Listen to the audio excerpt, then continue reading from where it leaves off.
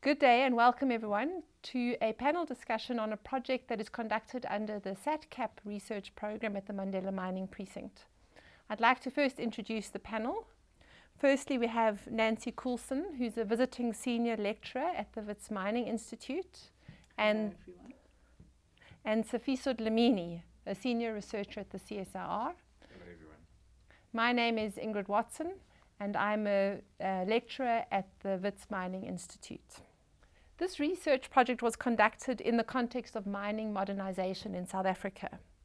And we recognize mining modernization as a process of transition and transformation, and that this will bring about changes in employment and also the inevitable decline in employment opportunities and changing skills for mine employees. And this poses challenges to the historical precedent for community benefit sharing in South Africa, which is primarily premised on jobs.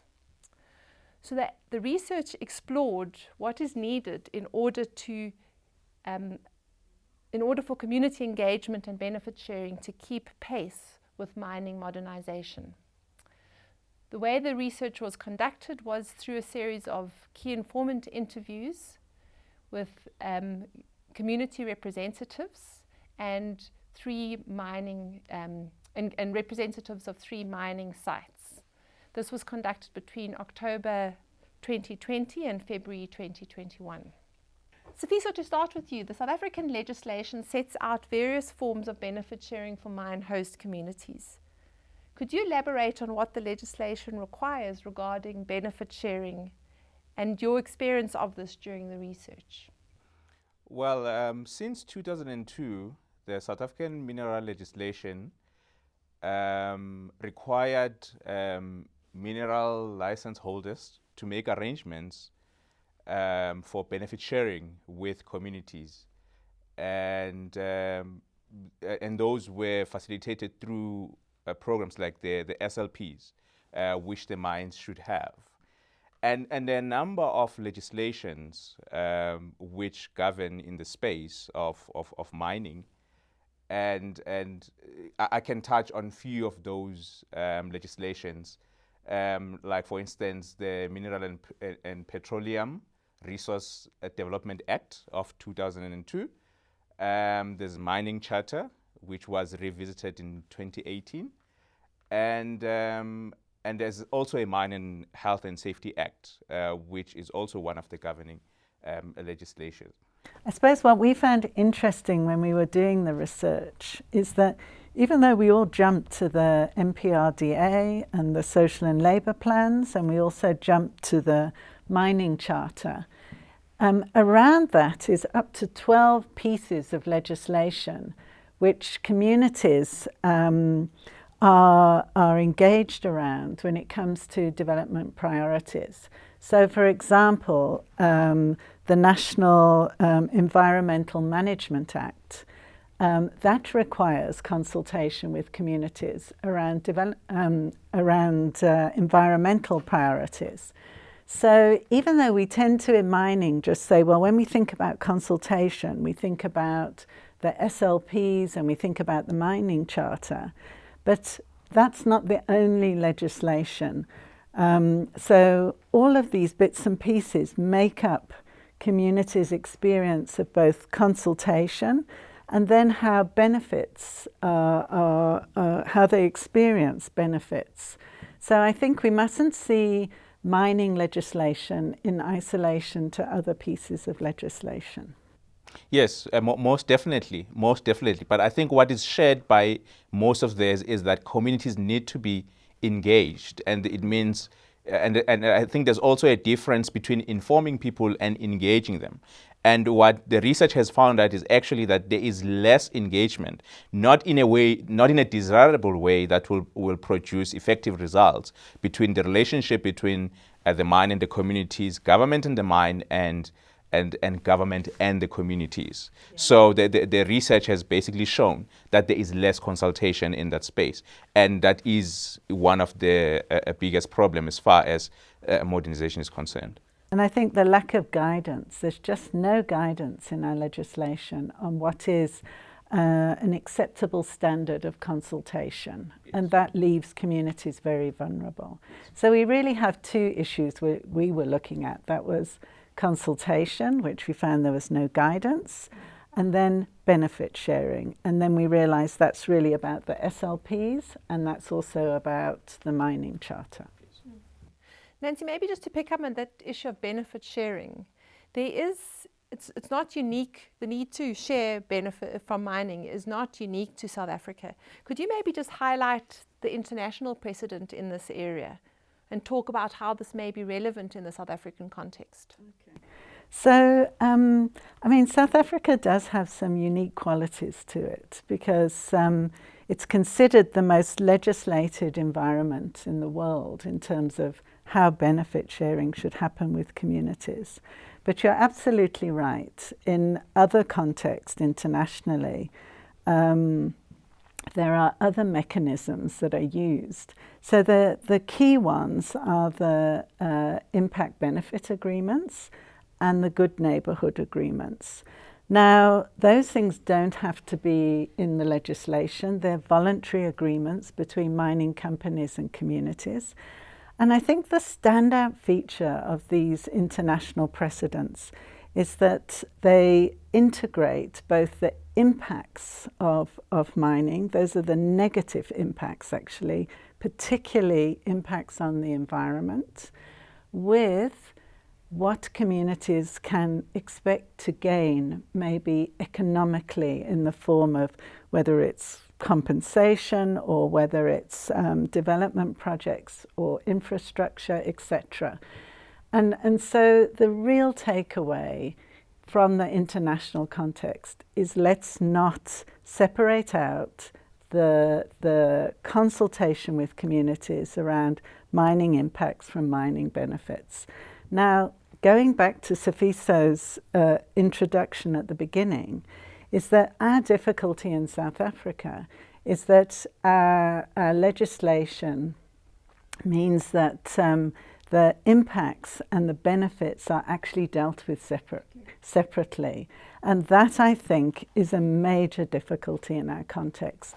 Because when you're sitting in a community and you have a big mining operation on your doorstep, you don't separate out in your own mind what are the negative impacts, how is my air quality or how is my water being affected from, oh, there's a development project and the mine is building a new road. Those things are not separated for you. In your home, it's one and the same experience. And that, I think, is a huge difficulty in our current setup. Nancy, another change in context, and the context in which this research was undertaken was around mining modernisation. And I wondered if, from the research, if you picked up a perspective of the communities around mining modernisation. What did they think about mining modernisation? Okay, well, in the research, I was involved in interviewing the national stakeholders, and Sifiso was interviewing the mine site stakeholders. So maybe we can both comment somewhat on this question. But one of the things which really stood out for me was that the national stakeholders have not been engaged about modernisation, and I was surprised about that. And so obviously if you're not engaged about it, there's a limit to what you're going to understand about it. So I do think that many of the key stakeholders have picked up that modernisation is going to affect jobs. They also though had limited ideas though about how the profile of a mine worker will change in the future. So for example, there wasn't an appreciation that, for example, women may play a much bigger role in the mining workforce for the future as jobs change, and that wasn't appreciated at all.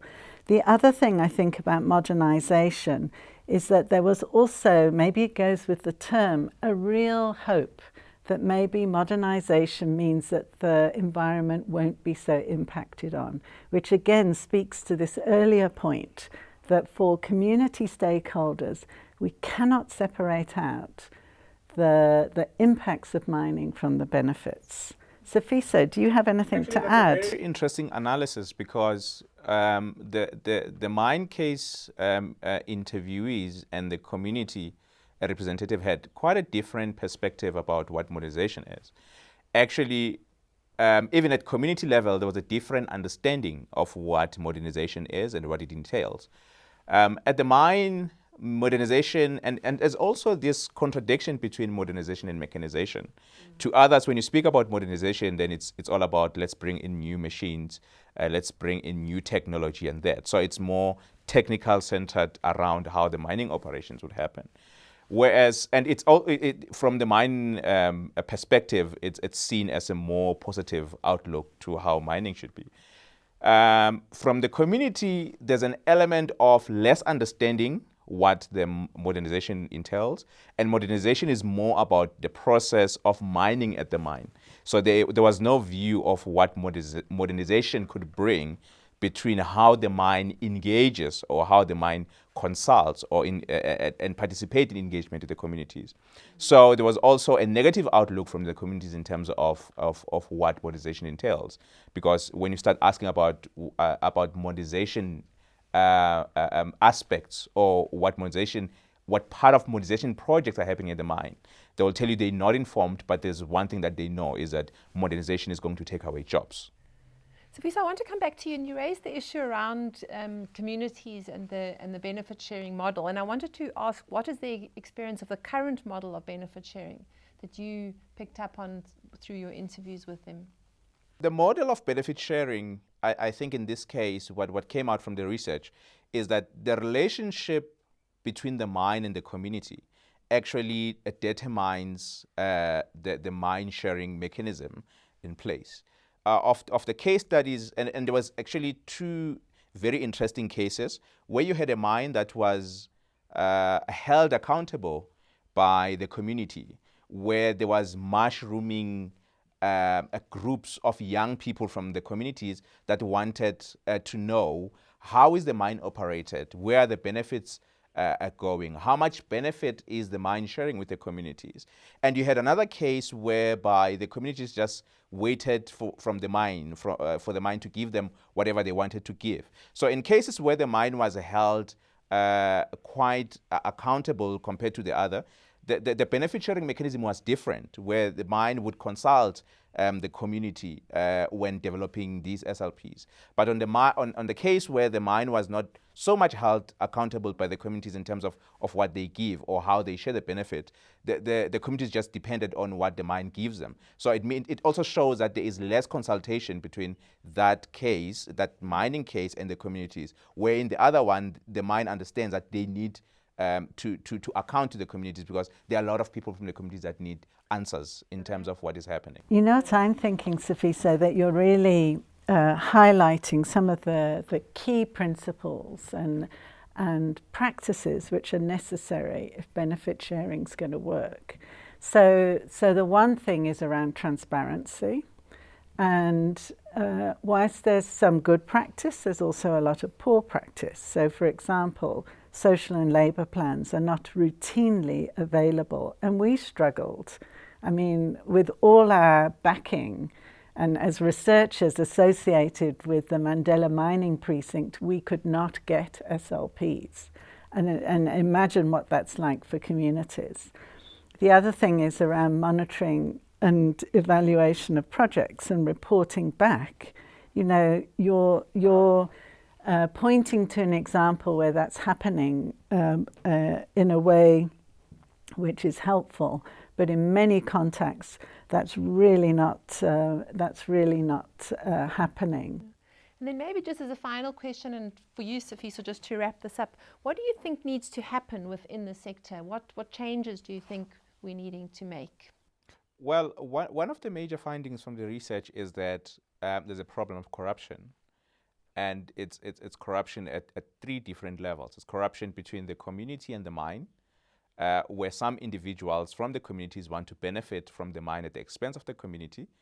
There's the corruption between the communities and government, where citizens are not entitled or do not receive the benefits they need to be getting from government. There's also corruption between the mine and government, where it brings about contestation in terms of what what government departments do with some of the benefits they get from the mine. So this is a relationship that is characterized by corruption and undermines the whole role of benefit sharing in terms of what the community is entitled to and what benefits it should get. And as such, I think we need to have movements where we really boycott such corruption, where such corruption acts are brought forward and they are dealt with so that the benefit for the communities is not affected by those corruption acts that happen at those three levels. Nancy, you highlighted, well, both you and Sifiso highlighted some of the difficulties faced by communities and in this relationship between mines and communities. And I just wondered, what do you think will happen if things don't change? I mean, I think communities are getting more organised. And I think there are two types of organisation emerging in communities. One is the kind of informal forums and structures that get set up quite quickly, usually around particular demands, may well involve younger people, and they may draw quick on things like social media, for example. So they can be formed quite quickly, and they respond to particular issues, and then they may fall away. I mean, I think this often makes the work of mining companies difficult because they're not well-formed, well-established structures. You know, there are a lot of different forums that communities. Yes. If I can add on that, one of the cases actually mentioned that one of the difficulties which the mine has in dealing with in responding to community needs is that you have formal structures which need to be used for people to bring matters into the attention of the mine. And then you also have these informal structures that are mushrooming. So, and to make sure that the mine operates effectively, then they need to address now the needs from the formal structures and from the informal structures. And sometimes you find these two structures actually representing same needs. And then on top of that as well, there are community-based organisations who are really starting to organise from a membership base and challenge poor practice in the mining sector around engagement and benefit sharing. And I think the international context is one of solidarity for organisations like this. So I think the pressure on mining companies to improve practice and to recognise that communities are becoming stronger, I think is the basis for that is really there. So I think things will escalate. It's not, you know, conflict potentially is going to escalate. It's certainly not going to go away. Nancy, that also talks to capacity within mining companies, and I wondered if you had any thoughts on that and the needs for capacity or different forms of capacity within the mining companies to deal with this changing community needs. Yeah. I mean, one of the things I always feel about capacity in this area is that very quickly people always point fingers at communities and say, well, the difficulties are that communities are not informed, they don't know, etc. And yes, sure, communities have their own needs in order to strengthen their own positions in terms of consultation and negotiating around benefit sharing. But at the same time, I think industry itself is not looking hard enough at its own gaps in skills, and there are real gaps as well. That one, I think that there's a lot of international guidance around good practice, around engagement and benefit sharing. And it's really imperative that people working in this area are properly trained. And Wits does offer accredited training, and it should really be a minimum standard in the sector that anybody employed in this area is trained. And that includes not people just in the social performance space, but also in the environmental space. And again, I think we need more public health officials also working with communities to address, you know, the the concerns around health needs in mining affected communities. So I think training of practitioners is one thing, but I also think mine managers, senior staff on mines, the members of the board also need annual training, because the social license to operate, understanding benefit sharing mechanisms, I think is really an integral part of the mining process. And so there needs to be more opportunity for people who are sitting in decision-making positions to really engage with the issues. Thank you. Thank you very much. Thank you, Sifiso and Nancy, for your insights into that research.